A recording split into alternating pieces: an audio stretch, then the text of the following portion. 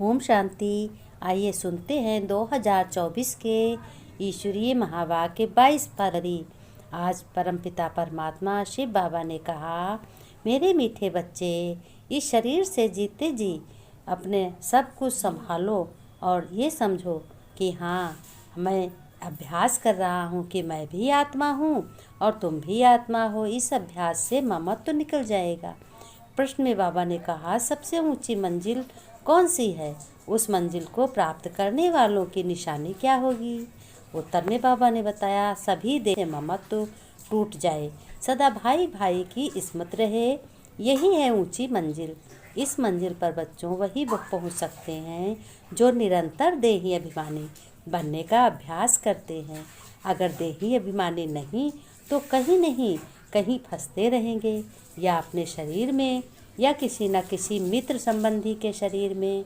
उन्हें तो कोई बात अच्छी नहीं लगेगी या कोई का शरीर अच्छा लगेगा।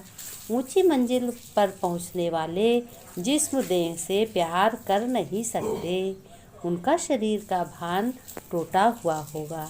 बाबा ने कहा, बच्चों, एक सत्य की राह ऐसी है जिसमें सहन करने की शक्ति बहुत चाहिए, और वो शक्ति आजकल युवा अवस्था की तो बात दूर है, लेकिन आजकल बड़े बुजुर्गों में भी नहीं है।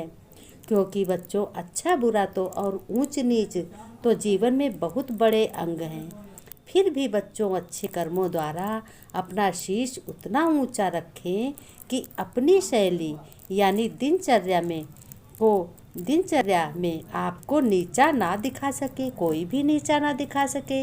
ऐसी हमारी दिनचर्या होनी चाहिए, अच्छी होनी चाहिए, श्रेष्ठ होनी चाहिए, मनसा से हो या वाचा से हो या कर्मणा से हो। तो बच्चों, कोई ज़रूरी नहीं कि कोई आपके बुरे वक्त में खुशी पूछने के लिए आए, लेकिन कुछ तो ऐसे होंगे जो तुम्हें देखने के लिए उत्सुक होंगे कि देखें, खुश नहीं हो या दुख है तो कैसे हैं, किस तरीके से है, क्या हो रहा, कि आप तकलीफ़ में हो या नहीं। क्योंकि कोई तो किसी को तकलीफ़ में देखकर या आपको देखकर अंदर ही अंदर खुशी होगी उनको। ऐसा कभी भी आपके साथ होता है तो उस समय आपको किस शक्ति की ज़रूरत है, बताओ बच्चों? तो शिव बाबा ने बताया, उस समय तुम्हें परखने की शक्ति बच्चों बहुत ज़रूरत है।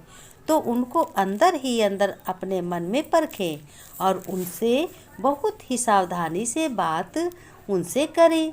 कहते हैं ना कि आज के दौर में केवल कुत्तों से सावधान रहने की ज़रूरत नहीं, बल्कि इंसानों से भी बचने की ज़रूरत होती है।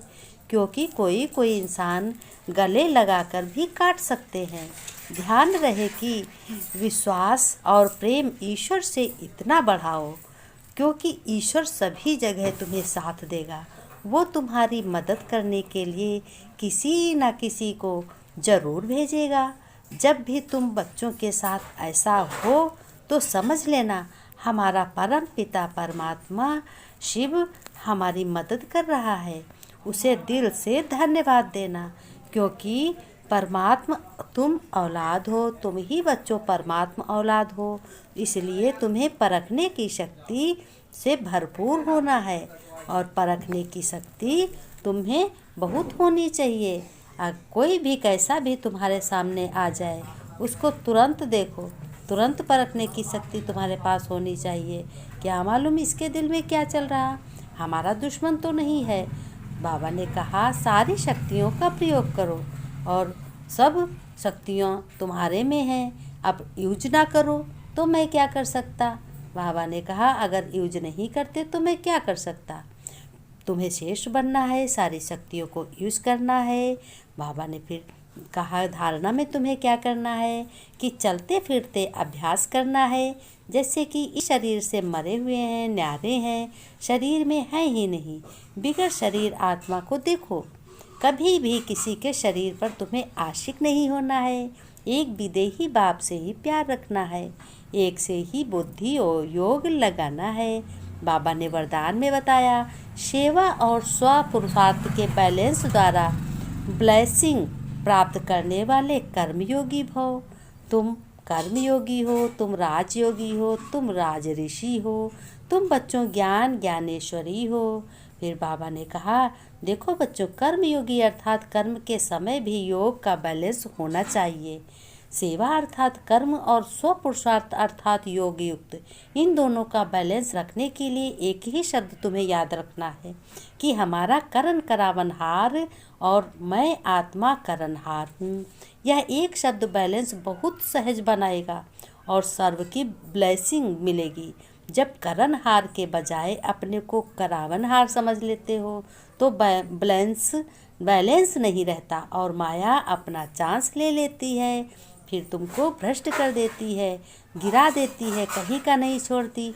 स्लोगन में बाबा ने कहा, नज़र से निहाल करने की सेवा करनी है तो बाप दादा को अपनी नज़रों में समा लो। इतना प्यार करो, इतना प्यार करो कि तुम्हें दूसरे की शरीर में भगवान नज़र आए, उनका दृश्य नज़र आए। फिर बाबा ने कहा, मेरे मीठे मीठे सिके लगो बच्चों प्रति माता पिता बाप दादा का याद प्यार नमस्ते नमस्ते। गुड मॉर्निंग बच्चों। बच्चों ने नमस्ते की, हम रूहानी बच्चों की, रूहानी बाप दादा को गुड मॉर्निंग नमस्ते नमस्ते।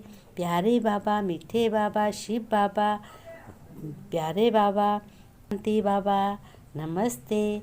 बाबा ने कहा, बच्चों तुम्हें बहुत शौक होना चाहिए कि हम परमपिता परमात्मा ईश्वर शिव पिता हमारा है, हम उनकी संतान हैं। तुम्हें श्रेष्ठ से श्रेष्ठ बनना है।